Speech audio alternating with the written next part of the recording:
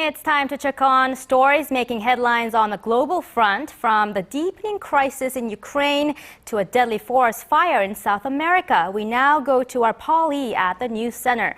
Paul, let's start with Ukraine. It looks like Kiev has given a final ultimatum to protesters in the eastern part of the country. How's the situation unfolding there? Well, Ukraine's acting President Olexandr Turchynov has called on all pro-Russian activists to leave the government buildings they are occupying by Monday morning or else. But the separatists, many of them armed, have not backed down. Meanwhile, on a diplomatic front, Russia has taken its case to the United Nations Security Council. Our Connie Lee has more. At an emergency UN Security Council session on Sunday, it was a war of words between Ukrainian and Russian officials.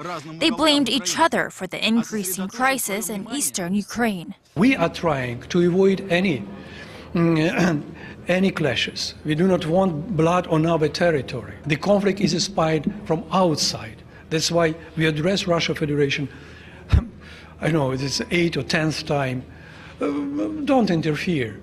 The meeting, called by Russia, came about after Ukraine's president said he would launch an anti-terrorist operation against pro-Russian forces in his country. Ukraine has vowed military action against the pro-Russian activists if they don't leave the government buildings they were occupying by Monday morning. Russia wants the U.S. to stop Kiev from carrying out the operation. Let us focus on our attention on what we can actually do in this case, and I'm looking here at my Western colleagues. But the U.S. is asking Russia to withdraw its troops from the Ukrainian border. It is hard to reconcile the behavior of the Russian Federation, the propaganda of the Russian Federation, the military actions of the Russian Federation, which range from the massing of 40,000 troops on the border to the subversive activities inside Ukraine.